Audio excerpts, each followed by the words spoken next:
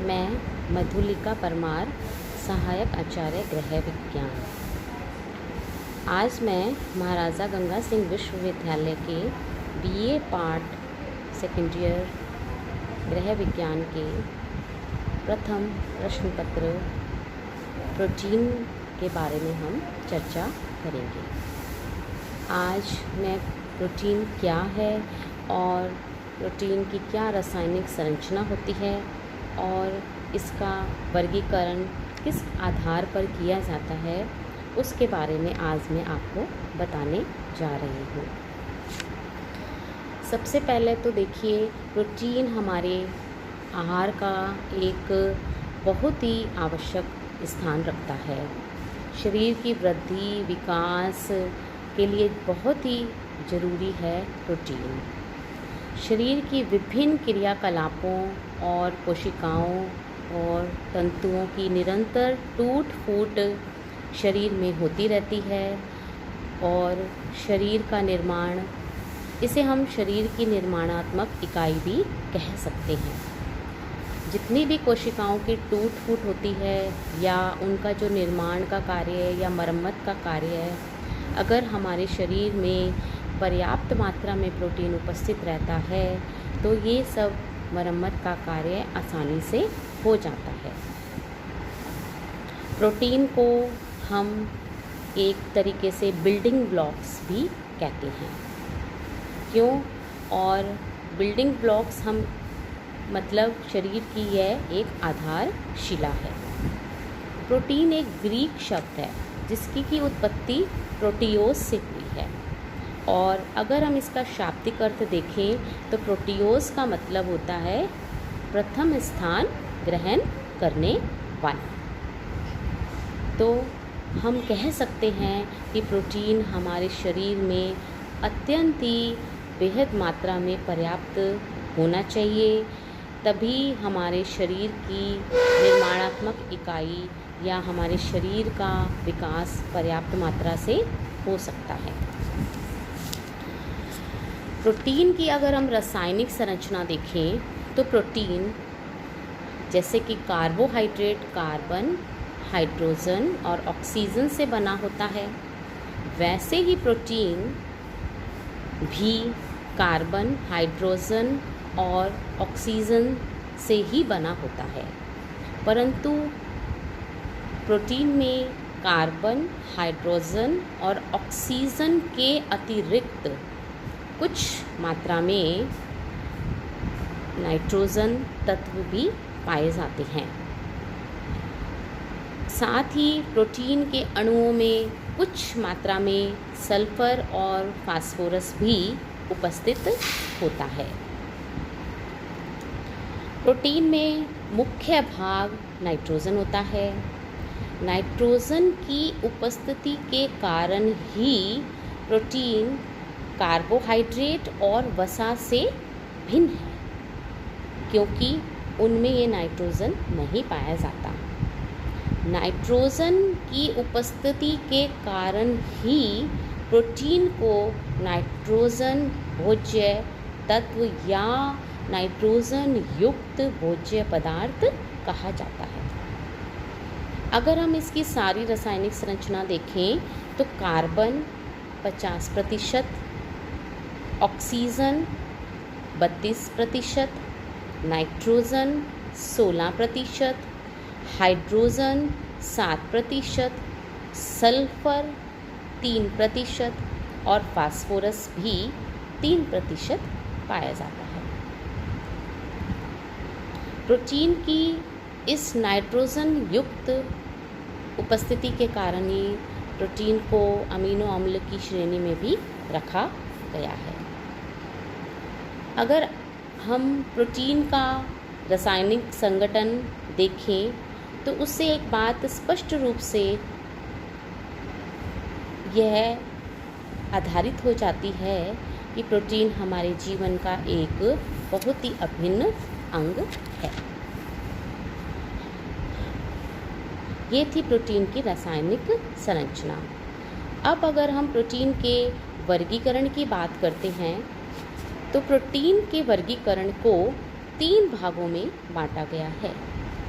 Protein का पहला वर्गीकरण जो हम करते हैं वो प्रोटीन की गुणवत्ता के आधार पर किया जाता है।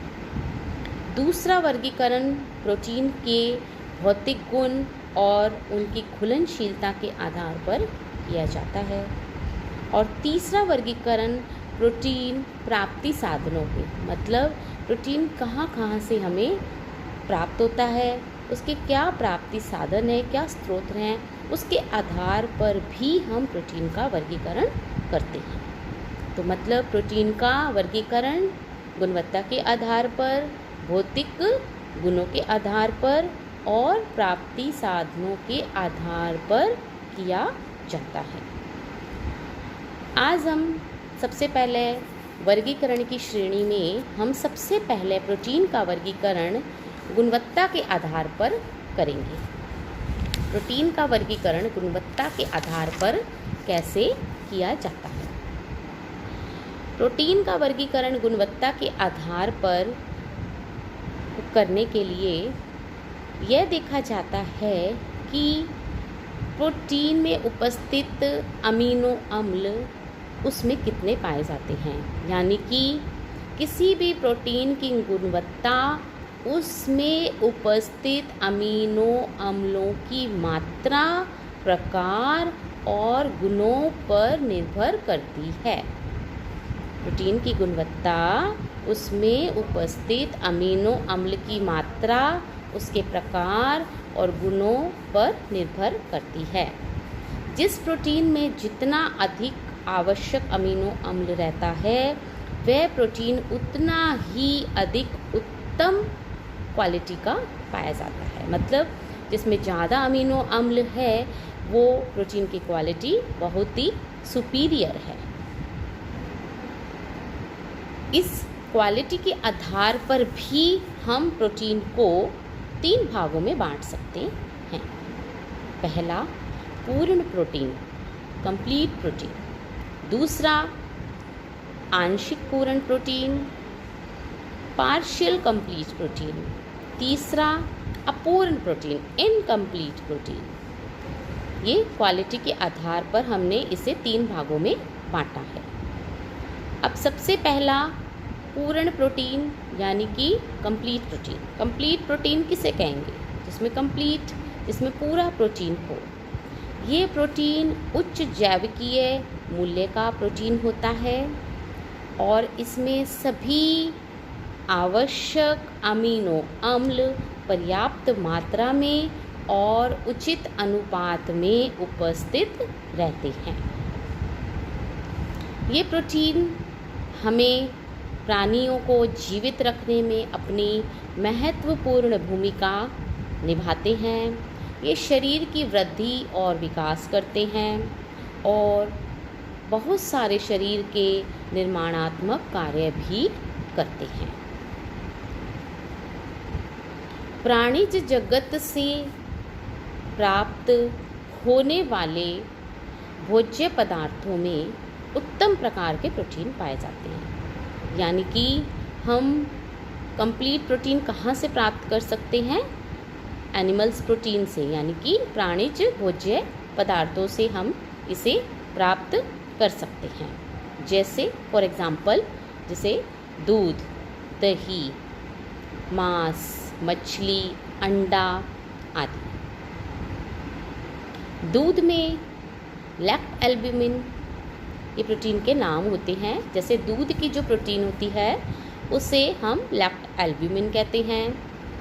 अंडे की जर्दी में हमें जो है वो ओवल ल्यूबिन नामक प्रोटीन पाया जाता है और मांस में जैसे ल्यूसीन नामक प्रोटीन और ट्रिप्टोफैन भी पाया जाता है। वनस्पति जगत से भी हमें उच्चतम प्रकार के प्रोटीन प्राप्त हो सकते हैं, जैसे कि सूखे मेवे, सोयाबीन आदि। इनमें भी बहुत ही अच्छी मात्रा में प्रोटीन होता है। जैसे कि सोयाबीन में उत्तम प्रकार का प्रोटीन पाया जाता है। सूखे मेवे में भी काफ़ी अच्छी मात्रा में प्रोटीन होता है। और जो स्वास्थ्य के लिए भी काफ़ी लाभकारी सिद्ध होता है। तो ये उत्तम क्वालिटी के प्रोटीन होते हैं। दूसरे, पार्शियल प्रोटीन, आंशिक पूर्ण प्रोटीन।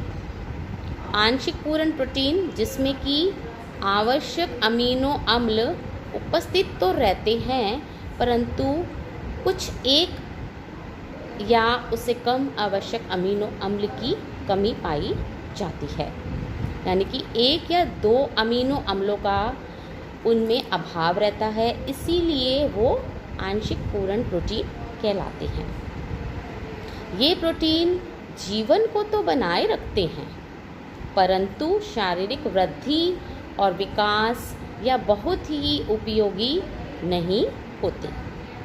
हालांकि शारीरिक भार इनसे सामान्य बना रहता है और ये प्रोटीन शरीर की क्षतिग्रस्त ऊतकों, कोशिकाओं और तंतुओं के टूट फूट की मरम्मत में भी मदद करते हैं। वनस्पति जगत से जो प्रोटीन प्राप्त होता है वो आंशिक पूर्ण प्रोटीन की श्रेणी में पाया जाता है, जैसे कि दाल, अनाज, सोयाबीन आदि। ये सभी वनस्पति जगत से प्राप्त होने वाले प्रोटीन होते हैं। अनाजों में लाइसिन नामक प्रोटीन पाया जाता है और इनमें सोयाबीन में जो प्रोटीन पाए जाते हैं वो भी आंशिक पूर्ण प्रोटीन ही कहलाते हैं। आंशिक पूर्ण प्रोटीन शैशवावस्था और विकास की अवस्थाओं के लिए ज़्यादा हितकर और उपयोगी नहीं होते, क्योंकि बच्चों को ग्रोइंग एज में बहुत ही ज़्यादा प्रोटीन की आवश्यकता होती है। ये प्रोटीन शारीरिक विकास और वृद्धि की दर में भी कमी ला देते हैं। तीसरा जो वर्गीकरण है वो है अपूर्ण प्रोटीन। इस प्रकार के प्रोटीन में आवश्यक अमीनो अम्ल का पूरी तरीके से अभाव रहता है, इसलिए ऐसे प्रोटीन का सेवन करने से शरीर पर कोई विशेष असर नहीं पड़ता। ये प्रोटीन शारीरिक वृद्धि और विकास में बिल्कुल भी सहायक नहीं होते हैं। शारीरिक वृद्धि और विकास रुक जाती है। शरीर में क्षतिग्रस्त ऊतक, तंतु, कोशिकाओं की मरम्मत भी ये प्रोटीन नहीं कर सकते हैं। इन प्रोटीन का उपयोग कर जीवित रहने की हम ज़्यादा या बच्चे की वृद्धि और विकास की हम कल्पना भी नहीं कर सकते हैं। अब ये प्रोटीन किन में पाए जाते हैं? ये प्रोटीन साग सब्जी हो गया, कंदमूल, फल, मक्का आदि, इनमें अपूर्ण प्रोटीन ही पाया जाता है। फल फ्रूट्स, इसमें भी अपूर्ण प्रोटीन ही होते हैं। इन प्रोटीन का उपयोग हम आंशिक पूर्ण प्रोटीन के साथ कर सकते हैं, और अगर हम इनका उपयोग आंशिक पूर्ण प्रोटीन के साथ करते हैं तो इनकी उपयोगिता बढ़ जाती है, जैसे दाल, दही, दही बड़े, रोटी दूध, चावल, मांस मछली, दाल चावल, दही, खिचड़ी, सेवइयाँ, दूध, दलिया, खीर आदि। अगर हम इस तरीके से इनको हम कॉम्बिनेशन में यूज़ करते हैं तो इन प्रोटीन की उपयोगिता हमारे शरीर में बढ़ जाती है। तो ये प्रोटीन का पहला वर्गीकरण जो कि हमने गुणवत्ता के आधार पर किया, 3 तरीके से: पूर्ण प्रोटीन, आंशिक पूर्ण प्रोटीन और अपूर्ण प्रोटीन। अब हम कल चर्चा करेंगे प्रोटीन के दूसरे वर्गीकरण की, जो कि प्रोटीन के भौतिक गुणों के आधार पर किया जाता है। धन्यवाद।